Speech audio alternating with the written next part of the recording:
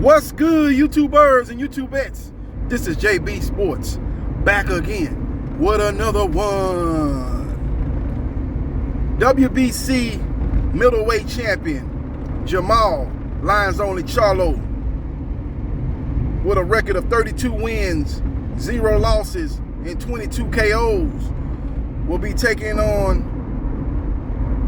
WBC highly ranked contender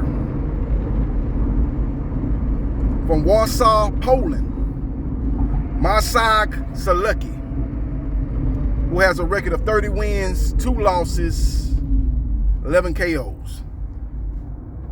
Now, he's lost to the best of the best in the middleweight division. He lost to Daniel Jacobs and Demetrius Boo Boo Andrade. That's his only 2 losses. So he's a guy that's a B-level opponent. I believe that he's better technically than Jermall Charlo's last opponent, Maciej. I believe Maciej is a harder puncher, though. So I think it's when you compare his last 2 opponents, it's basically a wash. Each fighter has their own strength and each fighter has their own weakness. But the bottom line is, Sulecki has a better overall resume than Maciej had going into the Charlo fight. Now, the fight will be taking place in Houston. A venue has not been confirmed. I'm hearing that the Toyota Center is the front runner to host this fight. Now, it could take place at NRG Arena. Charlo has fought there previously. And a long shot possibility could be Minute Maid Park. Now, if he would have been fighting Jaime Munguia, then Minute Maid Park would be more of a possibility. But due to the fact that he's fighting Sulecki don't bring the Latino fan base out that Munguia would have done, and then you combine that with Charlo being from H-Town. He has a huge fan base down here. That fight would have had a better chance of taking place at Minute Maid Park, home of the Houston Astros. But it's still a possibility, a distinct possibility, but still a possibility nevertheless. So we will see what happens, and we will see what transpires. But as we know, talks broke off between Jermall Charlo and Jaime Munguia. You had Munguia's promoter, Oscar De La Hoya, trying to do damage control. He tried to do an interview saying, we want to fight, we want to fight. We understand that Charlo is the A-side, he's the champion. He should make the most money, he should get the bigger cut. That's common sense. We just want the zone involved. Then why don't you get off the goddamn video, Oscar?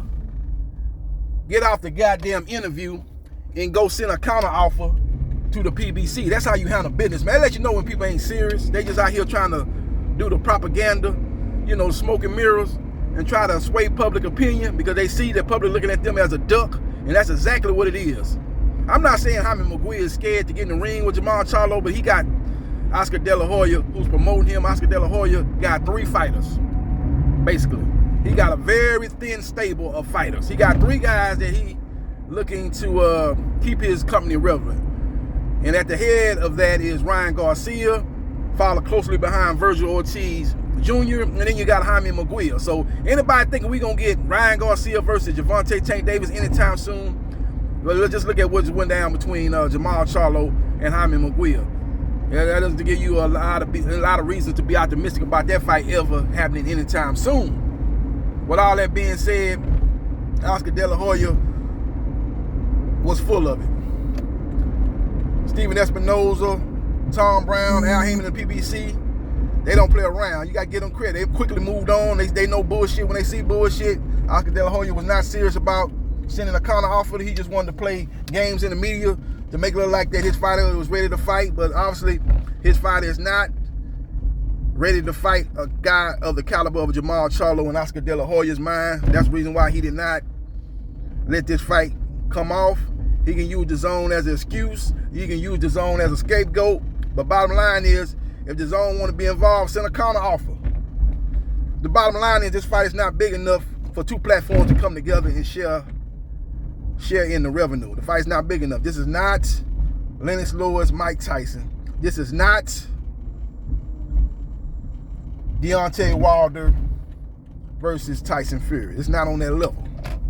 Now, a lot of people say, well, wait a minute, didn't Mayweather fight Pacquiao? Wasn't that fight on Showtime? Yeah, it was on Showtime, but HBO was still involved. Bob Arum was still involved. I don't know if the the fights were shown live on Showtime, and maybe the when they replayed it the week later, was it shown on HBO? I don't remember. All I know is that Showtime was the lead network for that fight. But again, Showtime put up the money for that fight. HBO signed off on that fight. But Oscar De La Hoya did not want that fight to transpire. Kill that noise. Don't believe nothing what he said in that video he did. I think he did a video with Fight Hype.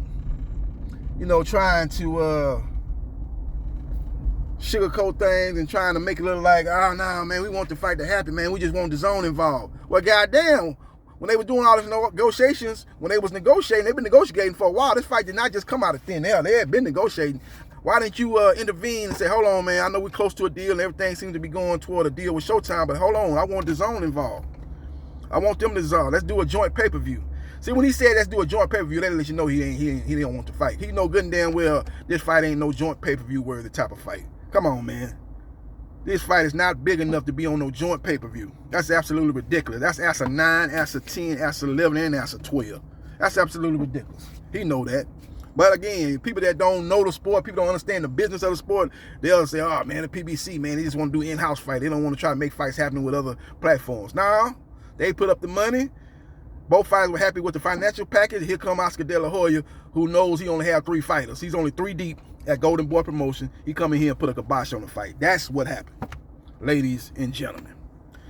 But we're here. We got Jermall Charlo taking on Maciej Sulecki. Sulecki is a guy that's from Warsaw, Poland. Poland is right there next to Ukraine, which is getting bombarded and attacked by aggressive Russian military. That's been backed by their president, Vladimir Putin. So I know he's got some people that, family and friends that he's probably concerned about because they're right there close to that area. A lot of people speculating that once they invade and take over Ukraine, hopefully that won't be the case, that they'll be looking to invade Poland. So I know it's a lot of things going on in the background as far as Sulecki goes with his family, and I'm sure he has some friends over there in the Ukraine, if not some family over there in the Ukraine. So he'll be fighting for a whole bigger thing, just not only for himself, but he'll be fighting for his country and his friends that could be in harm's way.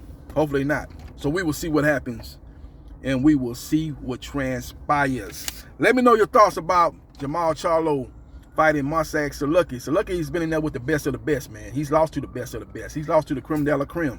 He's lost to Daniel Jacobs, and he's lost to Demetrius Boo Boo Andrade. So this would be a good comparison fight to see how Charlo performs compared to how Andrade performed and compared to how Daniel Jacobs performed. Daniel Jacobs has fought him and gave him his first loss. So he was undefeated going into the Jacobs fight. I believe he got dropped in that Jacobs fight. A lot of people some people even thought he won that fight. He didn't win that fight, but Jacobs, man, is a guy that, in my opinion, he in a way, man, he kind of got a little bit of, Adrian Broner in a way. He don't let his hands go enough. It ain't to the extent of Adrian Broner. Adrian Broner really don't let his hands go. Look at how many punches he threw in the Pacquiao fight. He landed like what? And how many punches he landed in the Pacquiao fight? Wasn't it like 6 to 8 or something like that? That was crazy.